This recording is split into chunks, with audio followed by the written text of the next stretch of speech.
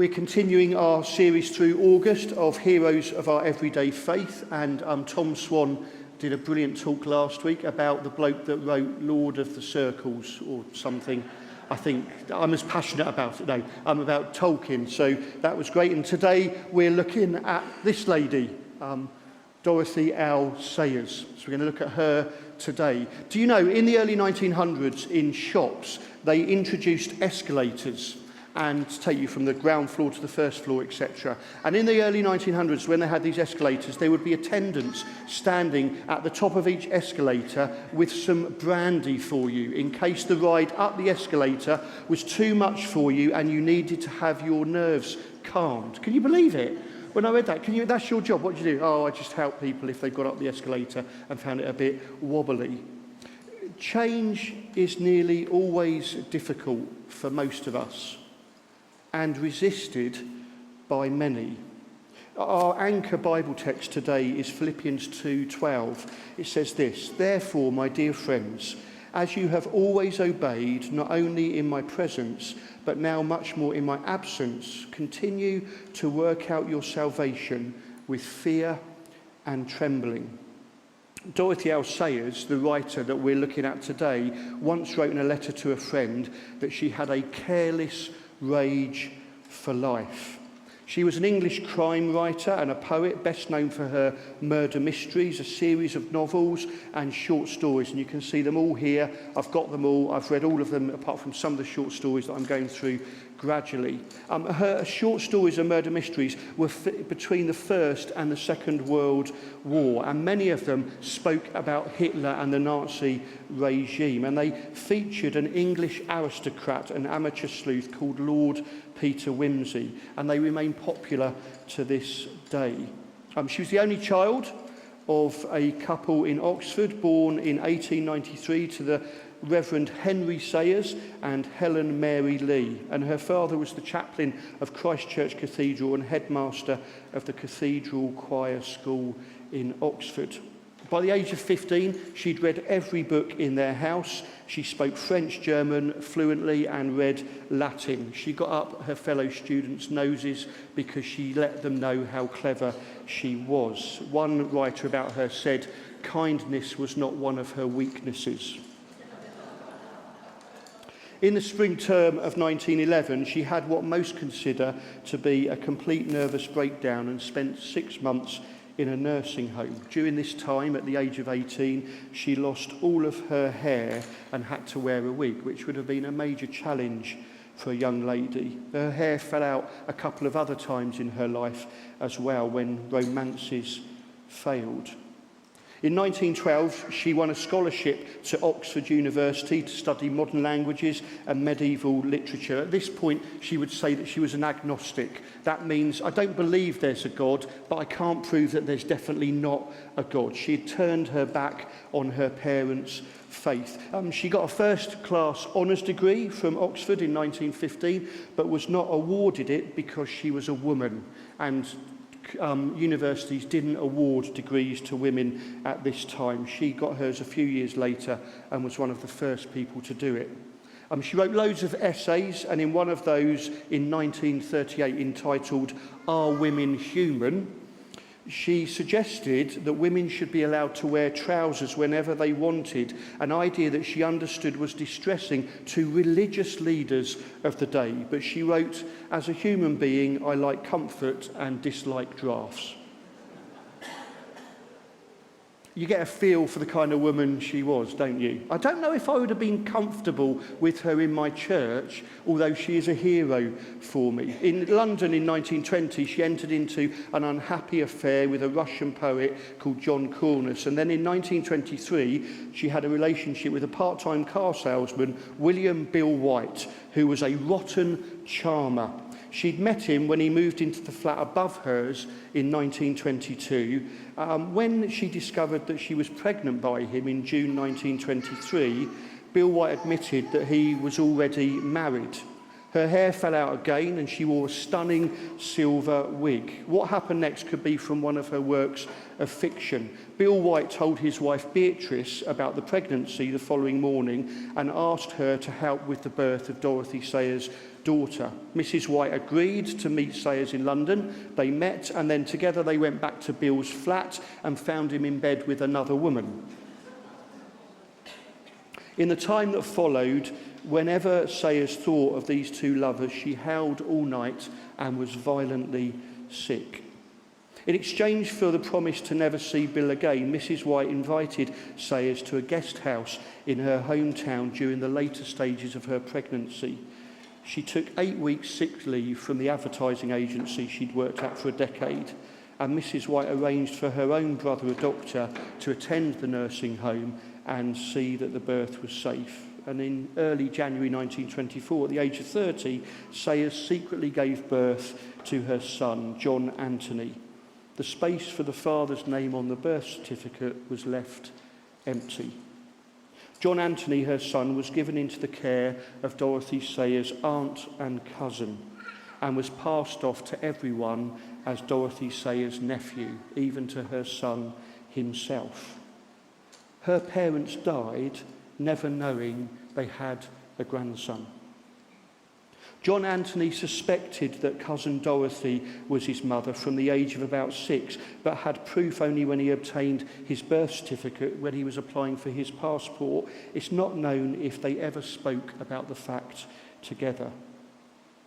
After publishing 2 of her detective novels, Sayers married Captain Oswald Atherton Mac Fleming, a Scottish journalist, in 1926. They didn't marry in church. They married at a registry office in Holborn in London. Fleming was divorced with 2 daughters, and interestingly, Sayers wore a green dress for the wedding, not white. They lived in her small flat in Bloomsbury, and she maintained that for the rest of her life. Although he worked as an author, he never got over his health conditions from the First World War, and his rheumatism and a sense of a failed life really were a challenge to him, and he ended up depending on whiskey. His wife's success really drove him to the bottle. She often thought of leaving him when life became difficult, but she just wouldn't do it. Her health deteriorated, and her friends were alarmed at her physical decline. She smoked up to 50 cigarettes a day and put on weight due to overeating her husband's rich cooking. Her husband died on the 9th of June 1950 after a decade of severe illnesses. One writer said as she grew older, she expected less from life. Go back to 1920, 30 years earlier, she began working on the plot of her first novel. She had enough money to eat, but had no curtains in her flat. So she decided to write about someone who was rich, so that in her mind she could have a rich lifestyle. Lord Peter Wimsey. In an interview, she once said, "I decided to write a detective story, and he walked in." Her first novel was Whose Body? Upon finishing it, she wrote to a friend and said, "I've written a silly book, but I don't suppose any publisher will take it." Written in the 1920s, it was so controversial because the body was naked in a bathtub. That's how the novel of the murdered body starts. The books flew off the shelves, and 11 novels and 2 sets of short stories later, he was a national known figure, Lord Peter Wimsey. Halfway through writing them, she got so bored with him that she decided, I want to write him off, so I'm going to get him to marry someone. So he marries Harriet Vane, but when she wrote that book, she decided, I quite like them as a romantic couple. I'm going to write a few more novels and see how they play out. Her books discussed ethics of modern advertising, First World War veterans coming back, Nazi social doctrine, and she advocated women's education, which was a really controversial subject at the time, and women's role in society. Her book about this, Gaudy Night, was described as the first feminist mystery novel. And then she wrote many Christian things. In 1940, she wrote to one of the national papers and said, "The church is uncommonly vocal about the subject of bedrooms and so singularly silent on the subject of boardrooms." She wanted to look at how the church and God interacts with the whole of life, not just our pet subjects. She wrote many religious books, and The Mind of the Maker is one of her best well-known ones. This book is still held to be one of the best writings on the Trinity. Written nearly 80 years ago, theologians will still go back to that and say she makes the best sense of what Father, Son and Holy Spirit are like. She wrote several volumes of commentaries about Dante. That was after an air raid shelter where she ran into the air raid shelter and only had an Italian copy of Dante in there. She read it while she was in there and thought, this is rubbish, I need to rewrite it so that people can understand it more. And then she began to write several plays, religious ones like The Zeal for Thy House and The Man Born to be King, which is her best known one. I got a second-hand copy many years ago and read it as a devotional coming up to Easter. It's absolutely fantastic. The 12 episodes of this on the radio are in further thought in the Monday email tomorrow, so you can listen to those if you want. In preparation for that play, she spent an entire year rereading the Gospels in Greek language and many Bible commentaries as well. And she also looked at the work of one of her colleagues in her advertising agency, a guy called Albert Henry Ross, who's better known by his pseudonym Frank Morrison. He wrote the book Who Moved the Stone? And she chatted with him, and she based much of her work on what he wrote about the trial and crucifixion and resurrection of Jesus. If you've not read Who Moved the Stone, I really encourage you to read that. It's kind of the book before The Case for Christ by Lee Strobel, really worth reading. The Man Born to be King was turned into a radio play for the BBC and caused a massive stir from its first reading, which the Daily Mail, surprise, surprise, tore apart, saying it used American slang. The Protestant Truth Society and the Lord's Day Observance Society, catchy phrases, said it was irreverent, verging on blasphemous, because, amongst other things, you heard an actor pretending to be Jesus. This was the first time in radio anywhere in the world that somebody had done an impersonation of Jesus. And worse than that, he sounds working class. Someone suggested that Singapore falling to Japan was God's judgment because of the play. People wrote complaining, this is in World War II, they wrote complaining to the Archbishop of Canterbury and Winston Churchill, telling them to stop this play being shown. Sayers was revelling in the controversy. The play reawakened her slumbering faith. She would get really angry with the BBC if they didn't have the L of her middle name in any publication they had. If they just had Dorothy Sayers, she would go off on one. She hated being edited, and the BBC always wanted to edit and tame her. And she was a very wide lady because of her diet, and she knew when the BBC people were coming to her offices, always men, she would stand with her back to the door, pretending to be looking for books on her shelves, so that when the BBC editors knocked and came in, all they saw were her backside. And it flummoxed them, and they didn't know what to do, and she'd won the discussion before they even opened their mouths. Why did she write The Man Born to be King? Here are some comments from the lady herself. Like someone who parts Christ's hair in the middle, they have groomed a compliant saviour who will challenge nothing. Let us in heaven's name drag out the divine drama from under the dreadful accumulation of slipshod thinking and trashy sentiment heaped upon it, and set it on an open stage to startle the world into some sort of vigorous reaction. If the pious are the first to be shocked, so much the worse for the pious. To make of this story something that could neither startle, nor shock, nor terrify, nor excite, nor inspire a living soul is to crucify the Son of God afresh and put him to an open shame. Nobody gives a dump nowadays that Christ was scourged, railed upon, buffeted, mocked and crucified, because all those words have grown hypnotic with ecclesiastical use. But it does give people a slight shock to be shown that God was flogged, spat upon, called dirty names, slugged in the jaw, insulted with vulgar jokes, and spiked up on the gallows like an owl on a barn door. She reflected, God was executed by people painfully like us. She wanted to reimagine the Christian story in a new way that ruffled the feathers of the religious powers that be. But she said we need to communicate Jesus to the current culture that we live in. The BBC controller of programmes said of the play that it was one of the great landmarks of broadcasting history.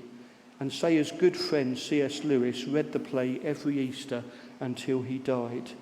It entered the homes of the UK, and one family wrote to her, "Your play is quite changing the atmosphere in our home, and where there has been resentment and criticism, we can feel it all dying away in the presence of Christ."